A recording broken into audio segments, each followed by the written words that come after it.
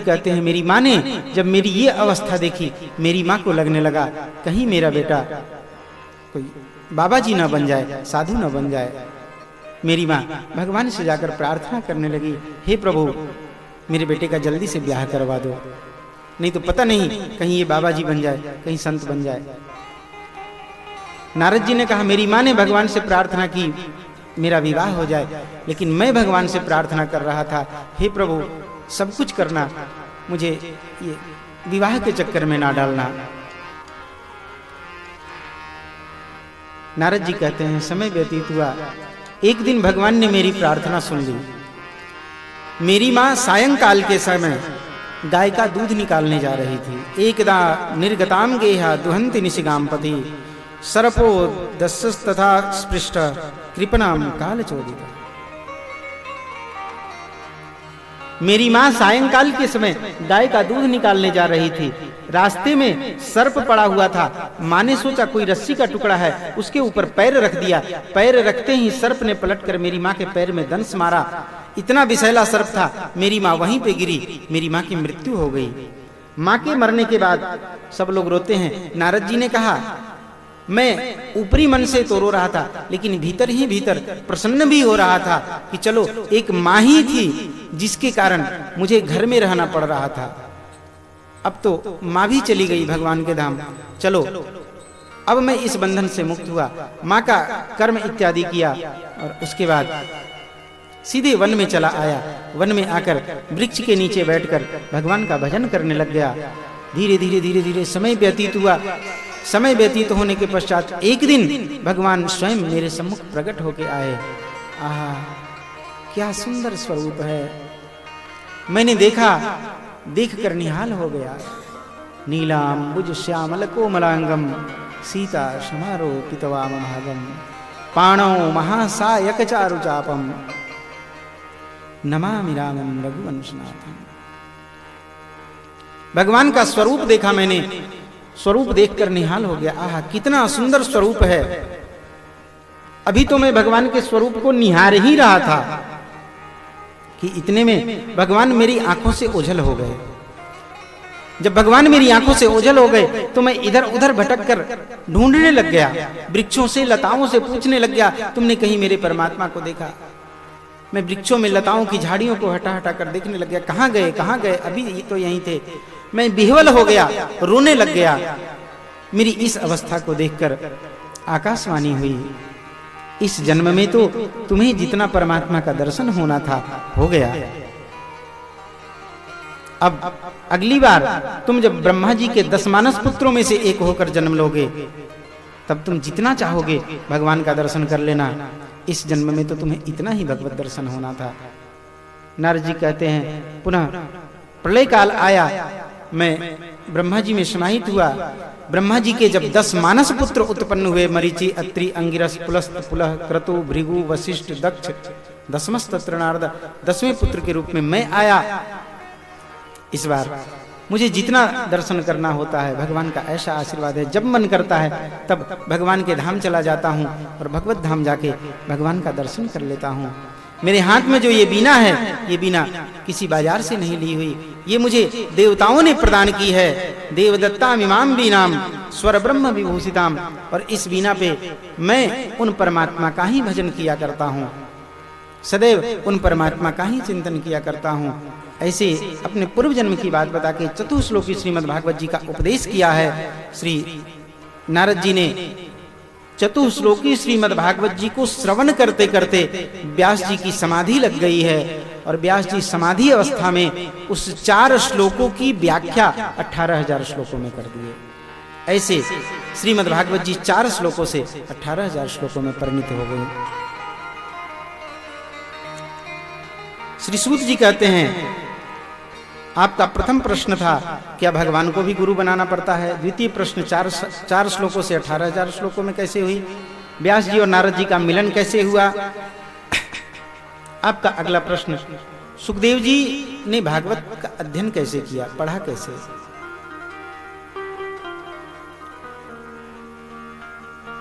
श्री सुखदेव जी जन्म लेते ही पहले तो मां के गर्भ में ही 12 वर्ष तक पड़े रहे।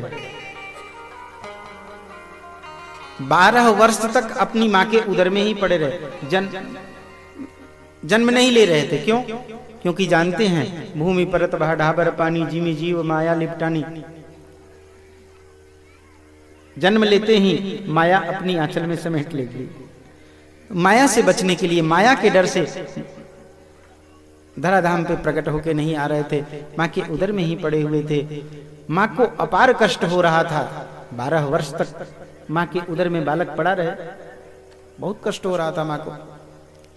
सबने समझाया, मान नहीं रहे थे। भगवान से प्रार्थना की है व्यास जी ने। भगवान ने आकर श्री सुखदेव जी को आश्वासन दिया है कि तुम्हें मेरी माया छुएगी नहीं, बाहर निकल के आओ।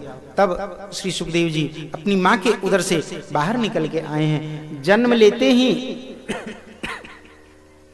श्री सुखदेव जी जन्म लिए और जन्म लेते ही वन की ओर निकल पड़े। शरीर पे वस्त्र के नाम पे एक धागा भी नहीं, वन की ओर चलते जा रहे हैं। पीछे पीछे व्यास जी दौड़े दौड़े आए, पुत्र सुख पुत्र सुख। लेकिन सुखदेव जी तो वन की ओर प्रस्थान करते जा रहे हैं। सुखदेव जी कुछ नहीं बोले, लेकिन वृक्षों और लताओं में से आवाज आने लग गई, सुको हम, मैं ही सुख हूं, मैं ही सुख हूं। श्री व्यास जी समझ गए ये सर्वभूत हृदय हैं, इनको कुछ कहा नहीं जा सकता। व्यास जी लौट के चले आए हैं, अपने शिष्यों को पढ़ाना चालू किया है, अपने शिष्यों को पढ़ाना प्रारंभ किया। व्यास जी ने अपने छोटे छोटे शिष्यों को श्रीमद् भागवत जी के सुंदर सुंदर श्लोक याद करवाए। एक दिन व्यास जी के छोटे छोटे शिष्य श्री सुखदेव जी जहां बैठकर ध्यान में समाधि में डूबे हुए थे, वहां गए और वहां जाकर श्रीमद् भागवत जी के सुंदर श्लोक का गायन किया है।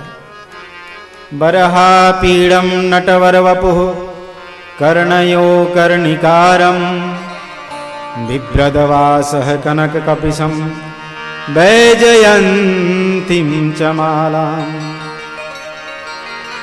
रन्ध्रान्वेणोरधरशुधया पूरयन् गोपवृन्दे वृन्दारण्यं स्वपदरमणं प्राविशद गीतकीर्तिः।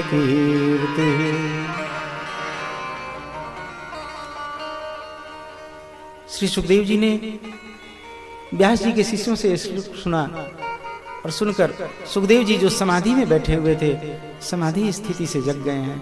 आंखें खुल गई, आंखों में अश्रु भर आए। अरे, मैं जिन परमात्मा को केवल ज्योति स्वरूप ध्यान करता हूं, क्या वो परमात्मा इतने सुंदर हैं? बरहा पीड़म, माथे पे मोर का मुकुट है। नटवर वपु, नटवर का सा वेश है। कर्णयो कर्णिकारम, कान पे कनेर का पुष्प सुसज्जित है। रंध्र बरहा पीड़म नटवर वपु कर्णयो कर्णिकारम बिभ्रदवासः कनक कपिशं वैजयन्तीं च मालाम्।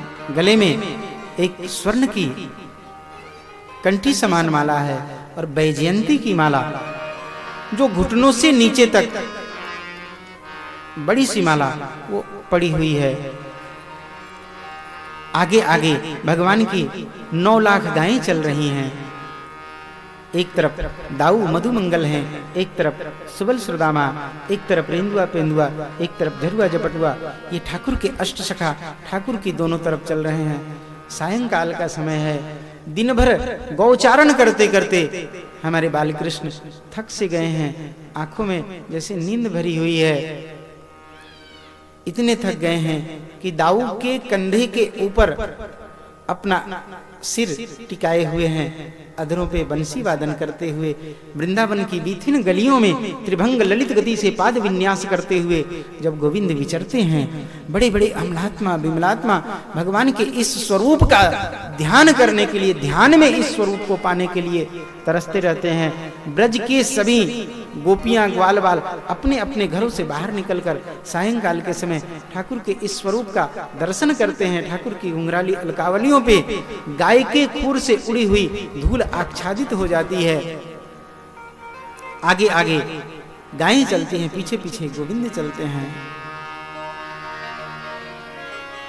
सुखदेव जी ने ठाकुर के स्वरूप का वर्णन सुना, आंखें भर आई, झरझर आंखों से अश्रु गिरने लग गई। भैया, बड़ा सुंदर श्लोक आपने गायन किया। कहां से सीखा आपने?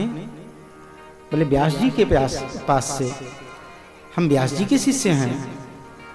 अच्छा, आप व्यास जी के शिष्य हैं? हाँ। अरे ये एक श्लोक की आप बात करते हैं, ऐसे ऐसे कई श्लोक हमारे गुरुदेव के पास हैं। क्या वो परमात्मा इतना सुंदर है? बोले हाँ, वो कितना सुंदर है उसकी व्याख्या हम नहीं कर सकते। अरे वो तो सुंदरता कहूं सुंदर करे, वो तो सुंदरता को भी सुंदरता प्रदान करते हैं। जिस सुंदरता के स्पर्श मात्र से हम अपने आप को सुंदर कहते हैं, वो सुंदरता भी उन परमात्मा के पास ही सुंदरता मांगने के लिए जाती है। व्यास जी बहुत देर तक, श्री सुखदेव जी बहुत देर तक व्यास जी के शिष्यों के पीछे पीछे घूमते रहे। अंत में ये कहकर चुपचाप बैठ गए, हाँ सुंदर तो हैं, लेकिन प्रायः जो सुंदर लोग होते हैं उनके हृदय में दया नहीं होती, वो दयालु स्वभाव के नहीं होते। इसलिए वो परमात्मा सुंदर तो है लेकिन दयालु नहीं हुआ, तो ऐसे परमात्मा के शरण में जाने से क्या फायदा, छोड़ो। बैठ गए और पुनः इनकी समाधि लग गई। व्यास जी के शिष्यों ने व्यास जी को जाकर सारा वृतांत समझाया, सारा वृतांत बताया। व्यास जी ने कहा ठीक है। अगले दिन व्यास जी ने ठाकुर की कृपालुता का श्लोक याद करवाया है अपने शिष्यों को, और ठाकुर की कृपालुता का श्लोक याद करके व्यास जी के शिष्य पुनः गए हैं श्री सुखदेव जी के पास। श्री सुखदेव जी के सम्मुख जाकर ठाकुर की कृपालुता का श्लोक गाने लगे हैं।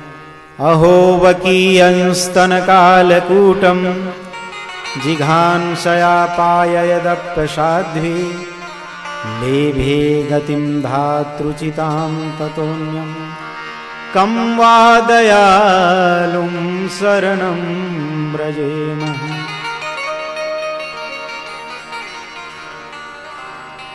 अहो वकीयंस्तन कालकूटम, उस बकासुर की बहन बकी वो भगवान के पास गई। किस लिए गई? अहो वकीयं स्तन कालकूटम, अपने स्तनों पे विष का लेप करके गई है, और वो विष मिश्रित दूध उसने हमारे बालकृष्ण को पिलाया। भगवान इतने दयालु हैं, इतने दयालु हैं। अहो वकीयं स्तन कालकूटम जिघांसया पाययदप्यसाध्वी लेभे गतिम धातृचितां ततोऽन्यम्। उस विषमिश्रित दूध को पीने के बाद भी हमारे गोविंद इतने दयालु हैं, इतने कृपालु हैं कि उस पूतना को अपना धाम दे दिया। कम वा दयालुम शरणं व्रजेमः, ऐसा दयालु, ऐसा कृपालु भला और कौन हो सकता है?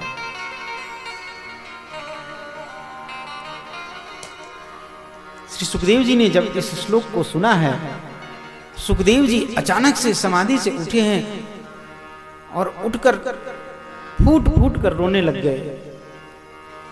अरे जिस परमात्मा को मैं कठोर समझता था, क्या वो परमात्मा इतने दयालु हैं? जिस पूतना ने भगवान को विषमिश्रित दूध पिलाया, उस पूतना को भी भगवान ने अपना धाम दे दिया। क्या वो इतने दयालु हैं? व्यास जी के शिष्यों ने कहा वो कितने दयालु हैं इसका वर्णन नहीं कर सकते, बहुत दयालु हैं। इतने दयालु हैं, इतने दयालु हैं कि उनकी दयालुता का वर्णन नहीं हो सकता। उनकी कृपा का वर्णन नहीं किया जा सकता। भैया तुमने ये श्लोक कहां से सीखा? व्यास जी के शिष्यों ने कहा मेरे गुरुदेव व्यास जी ने सिखाया है। भैया क्या ये वही व्यास जी हैं जो मेरे पिता हैं? जो श्री सुखदेव जी अब तक कौन किसका पिता, कौन किसका पुत्र कह रहे थे, आज कह रहे हैं जो मेरे पिता हैं? हाँ वही व्यास जी जो आपके पिता हैं। भैया मुझे भी उनके पास ले चलो ना, मैं भी उनके पास रहकर ऐसे सुंदर सुंदर श्लोक अध्ययन करना चाहता हूं। व्यास जी के पास श्री सुखदेव जी गए हैं। व्यास जी ने इनकी ओर देखा और कहा पुत्र तुम क्या सोचते थे मैं तुम्हें सांसारिक कार्यों में लगाने के लिए तुम्हारे पीछे गया था? नहीं, मैं तो बस केवल इतना चाहता था कि ये श्रीमद् भागवत जी ये परम वीतराग, तुम जैसा कोई संत हो, तुम जैसा कोई परमहंस संत हो, वही इसको समझ सकता है। यही तुम्हें प्रदान करने के लिए गया था। श्री सुखदेव जी आए हैं। सुखदेव जी व्यास जी के पास रहकर श्रीमद् भागवत जी का अध्ययन किए हैं। जय जय श्री राम।